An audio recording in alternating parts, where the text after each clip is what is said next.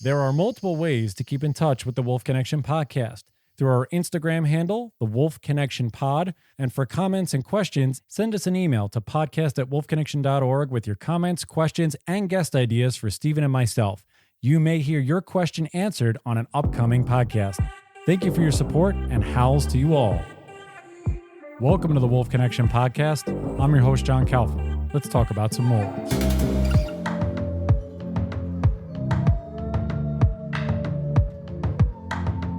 We have one repeat guest who we've had on the podcast. This was many moons ago, I think, in the very beginning. And we have a new individual who is along with us for the ride. So we are promoting today People and Wolves, a Wisconsin story mired in political intrigue. It's a film by Rachel Tilseth. Those of you who know who she is, Rachel is along with us. She is the producer and director of this film. And along here for his first time is Manish Bhatt, and he is a producer on People and Wolves. So welcome to both of you. Thank you guys for making the time to promote this awesome film. How are you guys doing today? I'm doing pretty good. Thank you for having us on here. I can't wait to talk about this film. Yeah, thanks, John. I'm doing great as well, and it's just a privilege to be here. Yeah, no, this is fantastic. And it really seems that this is, we spoke with Julia Huffman not too long ago. She's getting out there and I think producing a couple more films, both an animated short and something else. I just saw an amazing trailer for Range Rider where they're talking with Daniel Curry up in Washington State about his business and really being a pro-wolf range rider and making sure that these ranchers and livestock are able to continue their business but also be respectful for the wolf. So really you guys you're in the mix too. It just seems like there's a lot of wolf films coming out and wolf media. So this is really exciting. Rachel, I'll just start with you really quick, and then I'll go to you, Manish. What was the vision behind starting this film, getting it started, and the overall tone that you wanted to set when you began this journey?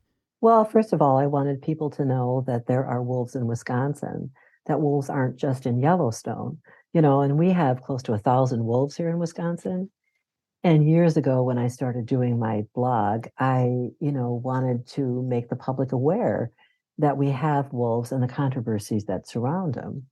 So that's where this comes from, is that I want to, educate the public and let them know about wolves in Wisconsin.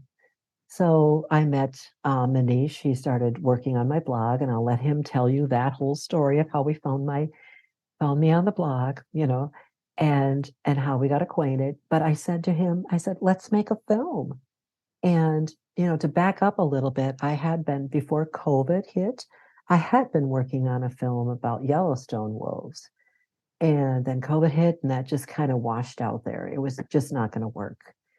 And way before that, in 1999, I was involved in writing a story proposal to National Geographic about the wolves in Wisconsin and how Adrian Devon had created tracking, trackers, volunteer trackers. And I, sent in the proposal. And this was way back when you had to copy everything and send it in a manuscript. You couldn't do it on the internet. Right. Yeah.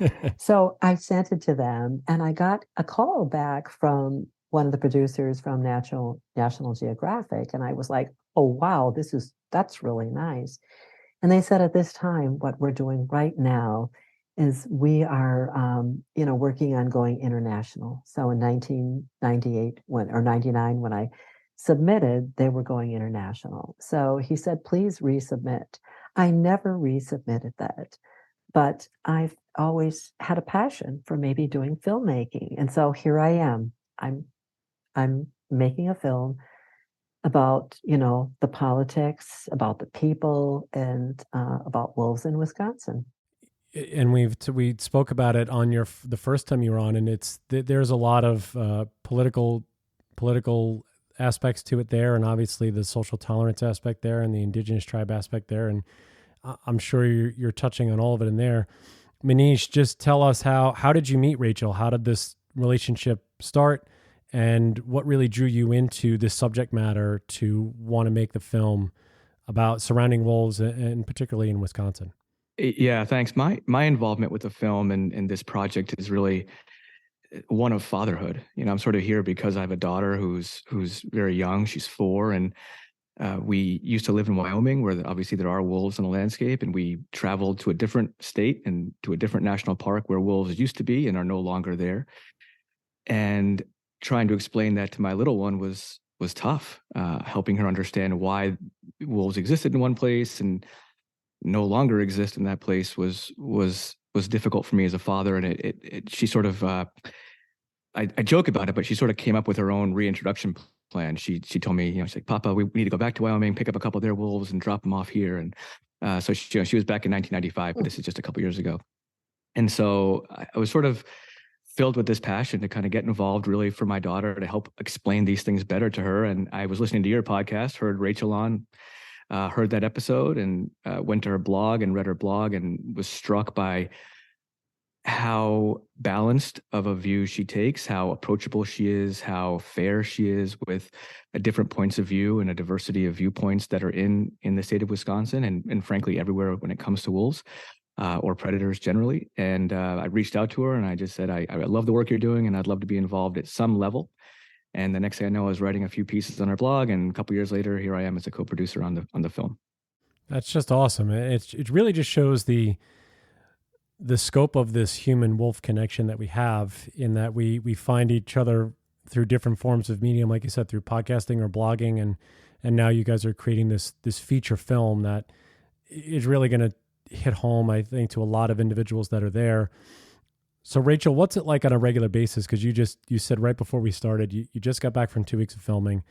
Just give everyone a little bit of an insight about how that weighs on you as a producer and a director, because I think there are some out there who love to make film or want to make film, but what does it mean to you?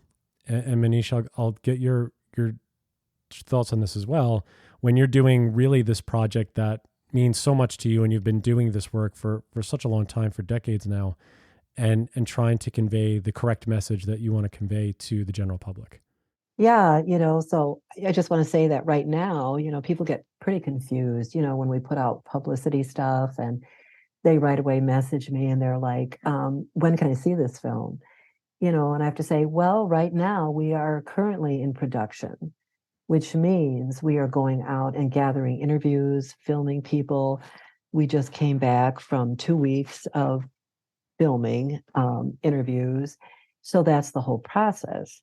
But what I want to add is, with the film, we want to bring in all the perspectives. We want to talk about different perspectives, and we want to be, share that and have show that to the public, that there's so many different perspectives. One of my favorite books, I'm an educator, I'm a teacher, and I do read this book called A Tale of Two Beasts to my students. And I love it because it really talks about, the different perspectives. And it's about a little girl that goes into the woods, and here she is wandering through the woods, and all of a sudden she sees this beast hanging upside down in the tree. We don't really know what he is, but he's a beast, and he needs her help. So she rescues him, takes him home, puts a hat on him, puts some clothes on him, and takes him to school to meet all of her friends, and takes him for walks, and all of this. Later on, the book switches where they begin to tell the story from the perspective of the beast. And the beast starts talking. He's like, there I was, just minding my own business, hanging in a tree, just loving it. And I was snatched. And this little girl took me and put this hat on me and these clothes on me, took me to her friends. And it was horrible. They were all looking at me, and I was just really scared. And I didn't like it at all.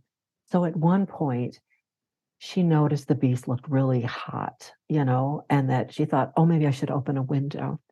So he escapes out of the window, goes back, and he's hanging on his little tree. And, and then all of a sudden it starts raining. And he's like, wow, it's wet and rainy. It would really be nice to have a hat. So then he sneaks back into the little girl's room, and she's awake waiting for him. And I think that shows that, it's a perfect example of everybody has different perspectives. And that's what the film is trying to, show, is that there are people that, we all know that they don't, extremes or whatever, they don't, some people don't want, any of the hair on the head of the wolf touched. And then there's people that do want to hunt them. So the film is going to present all sides. So that's kind of what we're doing. And Manish can add more to that too. Yeah, go ahead. Go ahead, Manish. I mean, because when you come into this, obviously you have you shared that story just before about your daughter talking to you about this stuff. What is the draw for you, and where do those emotions sit for you as you're going through this process in production and gathering this footage and getting these interviews and talking to all different perspectives? Yeah, I professionally am a lawyer. And so I've practiced, in a bunch of different areas of law. And probably most noteworthy for the purpose of the film is environmental law. But as a lawyer, I've come to realize that we don't spend a lot of time listening, right? We do a lot of talking, a lot of answering, a lot of speaking to and not speaking with. And when I couldn't answer for my daughter some fundamental questions on the history of a particular landscape or the biohistory, the natural history of a particular area, why things happened, why they didn't happen, I realized I needed to do a lot more listening. And when I heard Rachel and I read her work, and I've seen other people in the space that share a viewpoint like Rachel does, one that is open to diverse perspectives, gave me an opportunity to really lean into what I'm passionate about, which is being a lifelong learner. So if someone's willing to teach me something, I will learn all day long. And so that's really the perspective that I come from, as someone who is just seeking and wants to listen. And I also recognize that the story of wildlife, the story of wolves, is the story of people. And I want to hear it and I want to share it. I can't agree with you more. And the more and more that if I can relate to both of you, is just as Stephen and I have evolved with this podcast and understanding that really everyone wants to be heard. And I think that's, as you said, Manish, so beautifully, it's something that as a culture, as a society, and as a species, I believe that we've lost a little bit throughout this time. I think when you listen to any sort of long form media, such as podcasting, and I'm not the first one to say this, I'm clearly is from others that have said it too, but I agree, is that we really give ourselves a chance to express what we feel and really get an opportunity to really understand everyone else's values and where they're coming from, and see if there can be common ground, and we can find sort of that middle line that, as long as it's expressed and then it's shown in a respectful manner, I think we have a lot more in common. And Stephen has said this multiple times, that we have a lot more in common than I think that we disagree with, than we disagree with each other. And that's a beautiful way of putting that. Rachel, because I know I know you have Adrienne Devon in the film. You had I believe a piece by Dr. Jane Goodall. Who were some of the ones that you were surprised that said yes so far to be in the film? And what's it like for you sitting down, directing and producing that angle of questioning and trying to get the sound that you're looking for and the talking points you're looking for as you try to get this message across? Yeah, well, first of all, I've been communicating with Jane Goodall since 1999. And so I shot her secretary a message and said, would she be willing to be in the film? Right away, I got a response, and I was so excited that she was willing to be in the film. So it was a matter of working out how we would, interview her or film her. And as it turned out, she decided that she would be comfortable if we sent her questions. So we sent her questions. I think it was 10, Manish, wasn't it? 10 questions we sent her, and she answered them. So it was wonderful to get her perspective into the film, because, she's a conservationist and she travels all over the world and delivers that message, that we need to think about, what we're doing because of global warming, all of these things that are happening. So I admire her greatly. And then there's Adrienne Devon, who was featured in the film. And I've worked with Adrienne Devon since 1999. I've known him since 1991. As he points out, he keeps journals. And he said, hey, I met you in 1991. I'm like, yeah, okay, that's great. But I think Adrian is wonderful as far as he's a biologist, wildlife biologist. But Adrian Wideven also ran the Wisconsin DNR wolf recovery program for a number of years, about 3 decades. So he understands not only, the politics, not only, like the biology, the ecology, but he understands the politics. So last summer, we went out to do our first filming, and we were at a Timber Wolf Alliance wolf ecology education workshop, conservation workshop. And Adrian took us out right away, and we went to this into the woods and for a howl survey. And those are always, it's always really dark. Sometimes it's so black in the forest you can't see your hand in front of your face. But it's a really wonderful experience when you hear a wolf howl back to you. So we were out there, and Adrian Wideven, as we were filming, and it's in our trailer. These wolves that howled to us are in the trailer. I want to point that out. So anyway, there we were, just in the middle. And we had 3 wolves howl from a distance away. And then we had this wolf howl. I don't know. I'm not good with how far away he was, but he was pretty close, around the corner. We couldn't see him, but in the moonlight, we could see, around the corner. And his howl was very distinctive. It had a lot of personality in it. And Adrian said, oh, that's probably an alpha. So this wolf was howling. So I was like, oh, okay.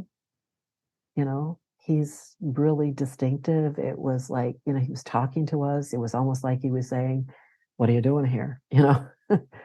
Who are you? So little did I know that Adrian knew these wolves very well, because he spent decades, howling for them. So can you imagine him out there howling? These wolves probably know who he is. So we go out for cocktails that evening, and we're sitting in the bar, and I said, okay, Adrian, tell me, what's your favorite, wolf pack? And he said, the wolf pack we were just at. I said, why is that? So he told me that here he was, at one time, he captured and radio collared a wolf from that pack, and she had broken teeth. I'm not sure if it was a broken jaw, but she had broken teeth anyway. So Adrian was thinking, okay, well, we'll just radio collar her anyway and see how long she lives. So 9 years later, I think it was 9 years if I'm getting the story right, and here she was, still alive, and they found her. They did what they do. They do a necropsy on wolves. It's like an autopsy for, wolves, but it's called a necropsy.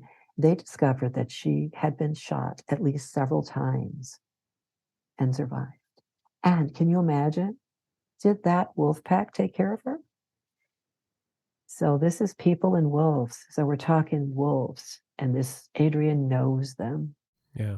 We have such a connection with them. And, you've pointed out so many, just that story alone, and understanding how when you speak with biologists and other scientists that study, I think any animal, but wolves, it seems in particular, it's very difficult to think from who I've spoken with that you don't get some sort of attachment to whatever wolf it may be, whether it's a specific pack, whether it's a specific wolf inside of that pack, or one that's radio collared, one that's not. And it really just explodes the connection there with how we feel, both scientifically and then sort of in the spiritual realm, and where we have this really cross-pollination of how people view animals in general, but wolves, it seems specifically, to really, how it really depends on our social tolerance out of that. And people say, like you said, Rachel, some don't want a hair harmed on their head, and there are others that want to hunt them, and then there's some that are in the middle. And it's trying to balance that effort out to see how we can tell any type of story. Manish, for you, where do you sit with wolves when you came in? How have things started to shift? Have they started to shift for you? Have you come in with a certain mindset, and now that you're in it and you're in this production with Rachel, where are things going for you in terms of how much, you take the drop in and you're ready to go when, if you're out with Adrian and you're listening to health surveys. Well, what's that like for you to be part of this process? It's been really unexpected. A couple of weeks ago, we were out in the woods, and we were winter tracking up in Wisconsin, which Wisconsin in the wintertime is beautiful. Wisconsin all year long is beautiful, but in the wintertime has a distinct beauty and an essence to it that I think is understated and unknown. And we're out in the woods, and we were with Adrian, and we were with Sarah Bowles, and I've come to realize that when you're around people who know what they're doing and are passionate about what they're doing, they're generous with knowledge. And we spent the day in the field tracking wolves, looking at their paw prints, finding scat. And what I came to realize is not just a simple go out, find the tracks, and go home. You're unraveling a mystery that's already been told. You're figuring out where they were, where they may have gone, how fresh the kill is by looking at a scat that you're seeing. And it became sort of an obsession for me to unravel this mystery. And I'm not a scientist. I can't even fake one. But to be around people who can look at the natural world and decipher what's happened and then make some hypotheses about what may be happening now is inspiring. Along with that, I came to realize how not present I had been in nature before. We're an outdoor family. We go out, we fish, we hike, we're always outdoors. But the amount of time that I go outdoors and just disconnect is 99.9% of the time. And I came to realize in this moment out in the woods with Rachel, with the team, tracking wolves, that I had been so unpresent. And that has been such a change for me. And I do owe it to this film, and I owe it to the wolves who left their sign behind for us to follow. It's really amazing that and you bring up a great point, Manish, because there are people that come to our sanctuary that they look at it as an escape from everyday life, from an urban setting. They really want to be connected to nature, and it really forces individuals and the group as a whole to really understand how to drop in even deeper than you may have already done. Because like many of us are outdoor people, at least the majority that we speak to here on the show. And it's a different level of recognition and understanding the entirety of what's around you and really diving into all those senses. And I think that's something that, again, the wolves have taught us for tens of thousands of years, is really to understand your surroundings and really be in tune with everything that's going on. And just to get into that next level that people, I guess I can correlate it to, if you watch Netflix, you watch Stranger Things, it's almost like the upside down is really that next level, because you're on the surface and then you hit that upside down and you're like, wow, there's really a lot brewing here that you're not aware of. Rachel, for you, and I'm interested because the title is simple on its face, People and Wolves. Was there a process for you and Manish, or just for you, in terms of coming up with the title for the film, or was that something you knew right away, this is what it was going to be simple and straight to the point, or was there a process of figuring out that title specifically? Well, just to add to what Manish said, when we went out and tracked wolves, if I may, we were Sure. filming that process, and I've worked, as a wolf tracker for many years, monitoring the population. And to see Adrian and his wife, Sarah Bowles, out there tracking was just phenomenal, how they worked together as a team, And, when they said they saw this black scat, which meant they knew this black scat means that they just killed something. So they were nearby, and then he said, oh, it won't last long because the ravens will go after it. So that was really, interesting to see all that. So the name People and Wolves kind of was in my, psyche or whatever, because I had done like some online meetings or interviews with people, and I called it People and Wolves because I believe that that's where it lies, people and wolves. Adrian has tracked wolves all of his life. He is a part of all all of that. And the people in the film all have something that they can talk about wolves. And so I thought, here are all these people. They're, for me, it's been since 2000 in wolf recovery. I believe wolf recovery is continuing. And so that's an appropriate name when you say people and wolves, because you have people that really want to work for wolves and that have dedicated their lives, like Adrian, Peter David, and a bunch of people have worked forever to do that. And so that's where that name comes from. I believe it's really important that we, name it people and wolves, whether they like them or not, it's part of what drives everything is how do people live with wolves. Right. It's really a mirroring effect. I'm sure you would agree with that, Rachel, and Manish. I'm sure you're seeing that firsthand about how wolves and people are really, if you look at them and really their personalities and the way that they are in the landscape, it's something that we can correlate to ourselves as human.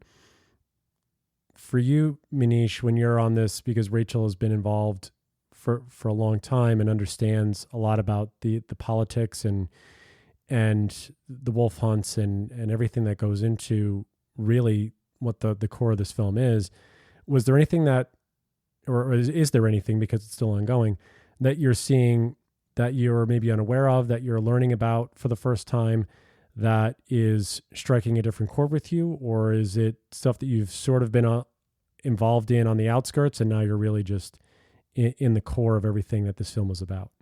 Well, I've been on the outside of conservation discussions for a long time. And, I grew up in a really small town in upstate New York, a farming town. And so I have an affinity with the sporting life, the hunting and fishing, farming, agriculture. And being a part of a film that has that at its, certainly as a component, is important to me. What I've been really struck by, I would say, are two things. One will probably be more obvious than the other, but the first being, I have found the people that we've dealt with different opinions, different perspectives, to be approachable, to be kind, to be humble, and really want to tell their story, and also are open to new ideas. I think that's a beautiful thing. It shouldn't surprise me, but going back to our earlier conversation, the state of our conversation in this country today, it is surprising to me, and surprising in a really good way, in a really healthy way. And in that sense, I'm really proud of the work that Rachel's done, and that for my small part in it. The other thing that's been really surprising to me, we talk about 6 degrees of separation. You hear about this term your whole life. You know somebody, who knows somebody who knows somebody else, and you're connected to some famous person. My parents, I'm the proud son of immigrants from Tanzania. And I grew up watching Dr. Jane Goodall on TV, reading in National Geographic and elsewhere, and my parents telling me that she's doing work and did work in our homeland. And to now be part of a film where she's a part of that, where she taught me not only about where I'm from, but she continues to teach me now. And the common denominator today is people, and it's also wolves. And so those are the two things that really strike me from the film. It's wonderful to see that all these connections are still there. And like you say, to see Jane Goodall have that impact on you as a young individual, and then now you're working with her in some capacity. You find Rachel through her blogs and then through the podcast, and now you're working with her. It's really, again, I go back to this point, but it's amazing how interconnected we are throughout society and throughout the world, even though this world has 8 billion people plus on it. And it's so finite and so tiny. And that's, it really shows that the title of the film makes sense, because it's really all these things sort of interconnect and weave throughout, and then it brings everyone together. And that's actually great to hear, that people are open to wanting to have this conversation, wanting to listen to both of you and really tell their story, because that's really what we are. We're a storytelling people. We're a storytelling species. And the medium will hopefully bear out what people want to hear and what they want to say, and that's such a huge component of that. Rachel, for you, because I know we had you on, I believe it was either right after, I think it was right after the wolf hunt that really spurred all that, those legal ramifications. And there was a lot of tension there in Wisconsin after that wolf hunt that I think it only lasted 3 days because they hit the quota so fast. Mhm. Did this accelerate this process? Were you already thinking about, because you said earlier, you want to make a film, you were thinking about it, maybe, as you said, right before the pandemic hit. Was this the final jolt that said, nope, we have to move forward on this idea that I have, and this whole envelopness, I want to envelop this issue here in this film and really dive into this and make sure that the people of Wisconsin and the wolves of Wisconsin are represented in a way that the people around the globe can see? Well, the 2021 wolf hunt, as you know, was, I think, a catalyst for change. It has generated lawsuits that stopped the fall wolf hunt, and it has brought forward the Native Americans that are talking about their rights. They have these rights, and their rights were violated because they took their quota, and the Native Americans get that quota as part of their rights, and they didn't want to hunt that. So that really brought everything forward. So basically, this film is a catalyst. It's bringing forth change. They spent a lot of time, and I'm sure you've had Adrian Wydeven on the show, Peter David as well, and they're talking about now they're coming up with a new wolf management plan. And that wolf management plan is also something we're filming and interviewing people. We're interviewing Adrian and Peter, and we're talking about that. And a lot of people, they just recently, I believe, had a listening session for the public. And so a lot of people weighed in on that. And there were the people that, said that they didn't like that whole idea.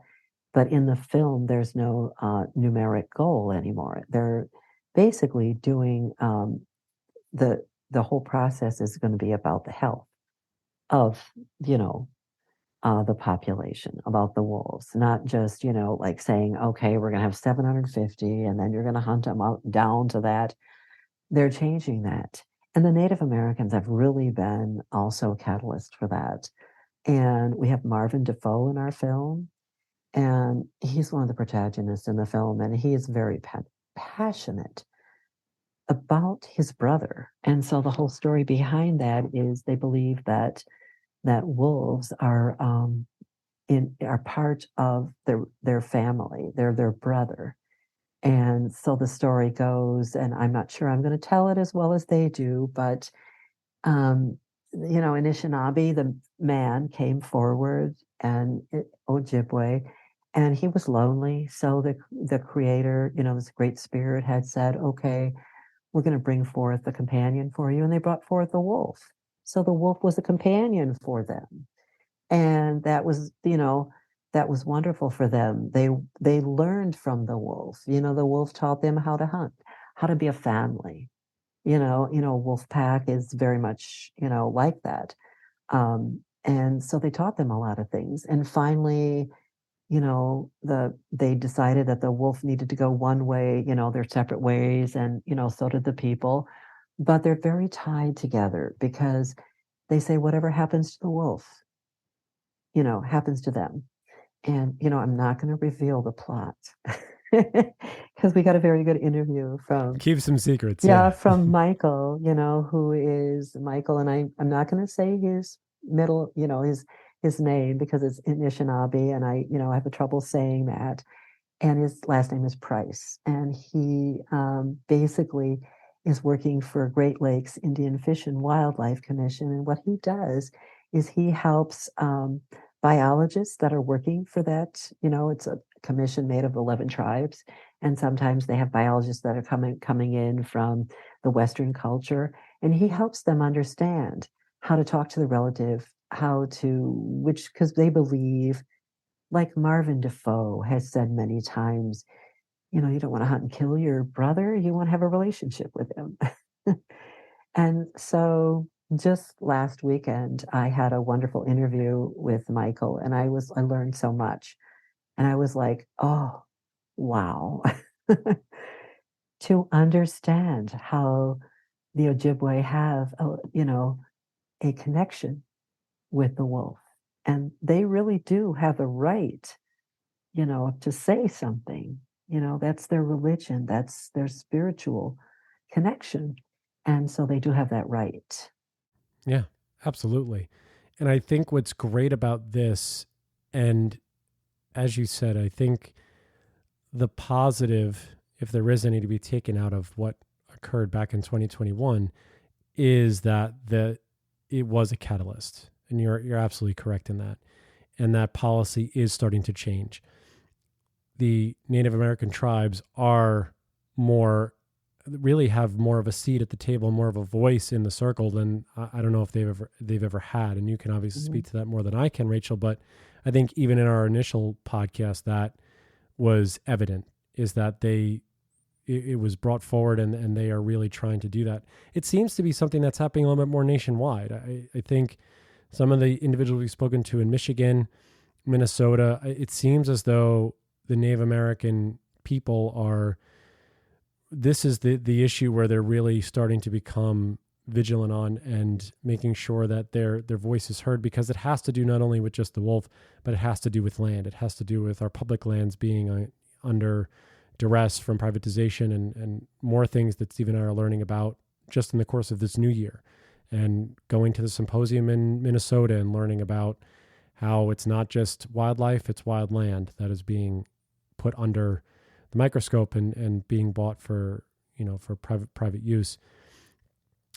Manish, for you, what is it like to get to know these native tribes and to see their perspectives and understand that this is real, like Rachel said, attacking their brother and not having the relationship that they have with this specific species?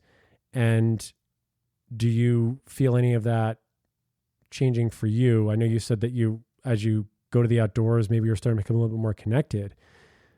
How is your perspective shifting, if it is at all, about how people and wolves, as I say the title again, it's very apt, are shifting and changing from those who might have a better perspective than us, who are, who have really roamed North America for quite some time? Yeah, listening to the interviews that we've had with Marvin and with Michael, with Peter, the tribal connection with the outdoors is inspiring and at the same time instructive. And there's so much that we can learn about coexistence, not just with our wolf neighbors, but with our people neighbors, right? By employing and learning from the practices of our tribal neighbors. And we have a responsibility, a legal responsibility, to respect the treaties that we've made as a government with tribes. And along with that is an obligation to be inclusive of their perspective in the conversation, and to understand that their perspective is many, many centuries older than most of us can trace our lineage back in this land to. And to be able to learn from that perspective, I think is really important. One interview, and it's not with a member of a tribal nation, but that sticks out to me, where this sort of hit home, was with Patrick Durkin, who's a very well-known writer in Wisconsin, a columnist and a contributor to Meat Eater. And I've been reading his work for years, and I suggested to Rachel, hey, we should reach out to Patrick Durkin. And she said, oh, I actually know him. Let me contact him. And the next thing I know, I'm in a text message chain with him. And it's like, for me, if you're a sports fan, it's, like Michael Jordan for a columnist about the outdoors. And I had a chance to sit down with him. And in that conversation, we talked about that, the importance of the tribal connection, the importance of the pre-European life in Wisconsin, and the settlement of Wisconsin. And if you know Patrick, he's a very proud resident and native of the state. And to hear him talk about it, and then in conjunction with the conversations we've had with members of the different tribes, is really inspiring. And one last story I'll tell you: when we were out tracking, we came upon a wonderful scientist who was out doing work not related to wolves, but she was out working with one of the tribal nations that is in Wisconsin. We had a chance to talk with her just about the conservation and all the work that they're doing as a tribe. So it's inspiring and it's instructive. As coming from an environmental law background, do you see through the course of the film some of the broken pieces in the system? And if so, do you see any sort of change happening or fixing of those systems, or is it something that there's a longer road to go for that to get to the place where we're respecting the lands and respecting the species on these lands, like you just had suggested that our Native American brethren who know this land probably better than most are in that way? Do you think that's those systems are on their way to being fixed, or that it's a slow go? I don't want to sound like a pessimist, but in the environmental law field, unfortunately, we solve problems with litigation, and we don't solve them with conversation. This film is an attempt to reset that narrative so that we are talking to one another. Because if you look at environmental law writ large, whether you're talking the Clean Water Act, the Clean Air Act, the Endangered Species Act, the list goes on, where are these issues being discussed? They're being discussed in front of a judge. And that isn't productive for a whole host of reasons, but it's also not economically viable. The amount of money that's lost in litigation fees is enormous. And if we invested that energy, frankly, into just speaking with one another, going and talking to a rancher, going and talking to an advocate of either side, going and talking with a hunter, going and talking with a member of the Department of Natural Resources, a tribal member, we would do, in my opinion, far better for ourselves, for our natural world, for our wildlife. We would be able to uphold the rich traditions that this country has, but we're not doing that because we spend way more time in the courts. And I'm hoping that this film is a step in the right direction, along with other films that you mentioned and other activities. You're talking about hunters, and you're talking about that. And I learned from Michael that there's one word in the Ojibwe language. I'm not going to say it because I don't know how to pronounce it, but it has two meanings. And it really hits home. It was very profound. The two meanings are to kill something for food and mourn the death of a loved one. Pretty profound. Yeah. What I find intriguing, and Rachel, I'm sure you've had this a couple of times, Manish probably too, as you've been on this journey. And I know there are a lot of individuals and people that quote Aldo Leopold and that specific quote, and I'm not even going to attempt to do it because I will butcher it, and I've heard it enough and I should know it by heart. But about the light in the dying wolf's eyes as he shot, and it really changed his trajectory from that point on, from being a hunter and I believe an outfitter to then a conservationist.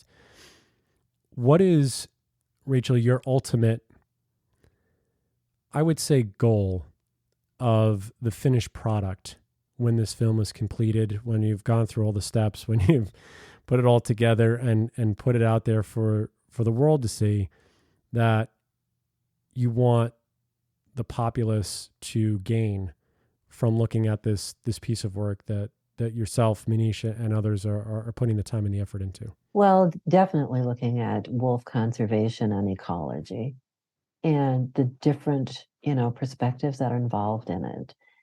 Like I said, it's mired in political intrigue because we don't know what's going to happen. It seems that there's always, like when there's an election year, there's going to be a lot of politicians jumping on the bandwagon and talking about how wolves are killing all the livestock.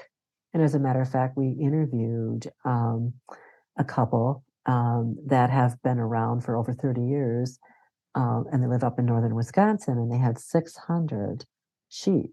and they learned quickly that, if they're going to live in wolf country, that they're going to have to mitigate that. And they got guard dogs, those Maremma sheepdogs. And as a matter of fact, their sheepdog, the oldest they had, just died last year. But they're retiring, but they're still involved, and they firmly believe that if they're going to be farmers on that landscape, there's wolves, that they need to do something. So I'm believing in the end we need to have all those voices. I'm not going to give up hope. There are people that are dead set saying, "Oh, we want to hunt them," for whatever their motive is. I'm not going to say what their motive is, but I'm going to say, there are people out there that want to keep them down, hunt them down to 350.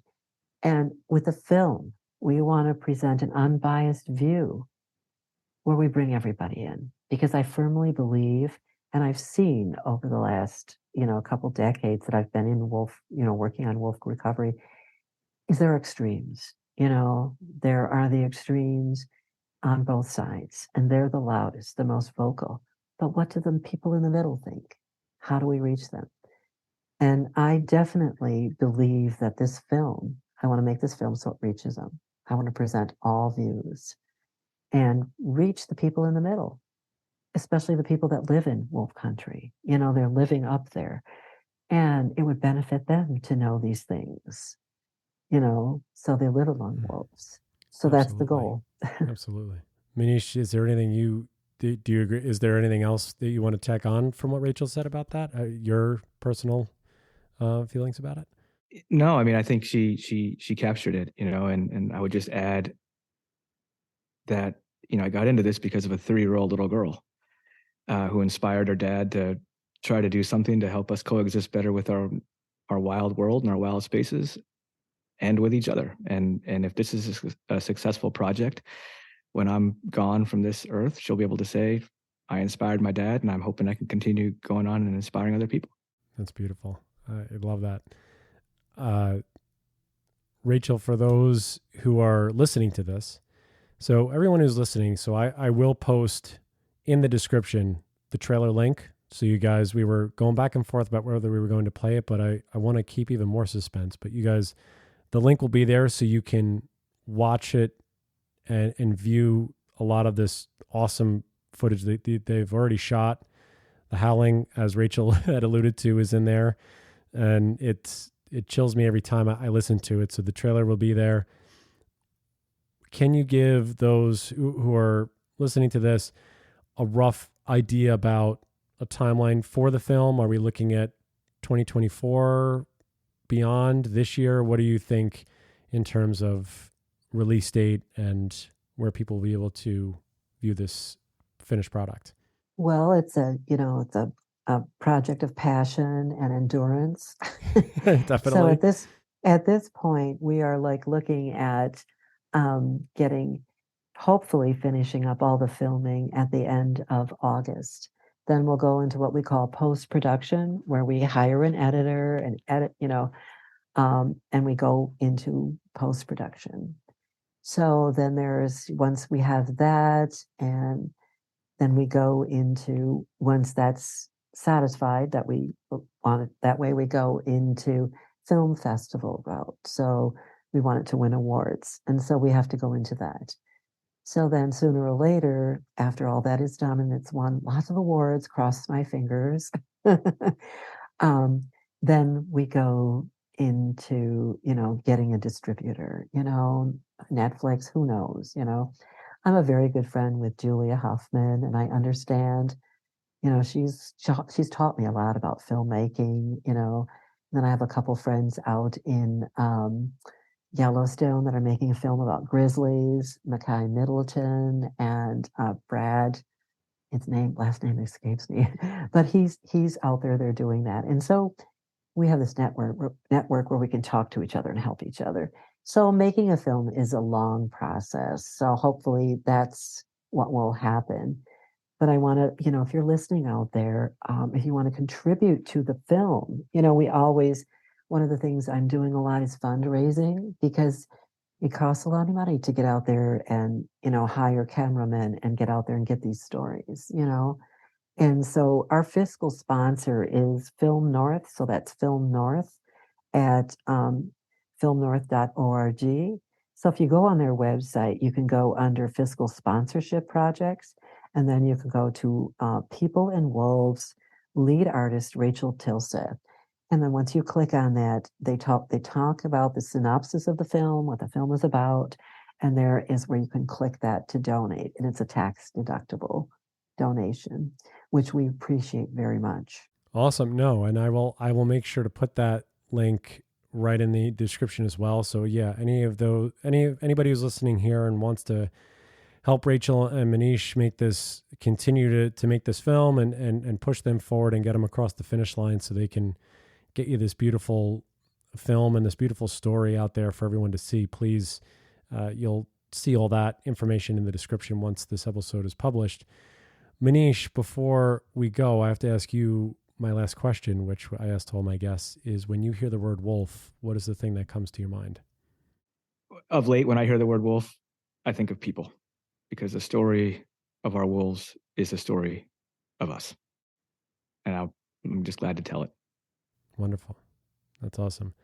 And grateful that you reached out to us so that we could have this conversation, so that we can absolutely promote the ongoing production of this film. And ultimately, when this film is out, you both come back to me and Stephen, and we will have a discussion about it again and getting over the finish line and what was it like to put it all together, and obviously promoting it whenever it's going to be in all these festivals, which I have no doubt we will see it across the nation, so you guys can promote this. So Rachel Tilseth, Manish Bhatt, thank you guys so much. Just stick around for a moment after we sign off, just so we can hammer out some details. But thank you both for coming on and sharing the progress of the film, the story of the film. And I'm sure I'm not alone in saying I can't wait till you guys cross the finish line and get it out there for everything. So thank you guys for joining. Thank you so much for having us. Yeah, thank you. It was a privilege. No problem. House to y'all out there, and we'll be with you next time. Bye, everybody. Looking to support Wolf Connection or sponsor one of the wolves in our pack? Just go to wolfconnection.org, click on the Donate tab, and find out more information.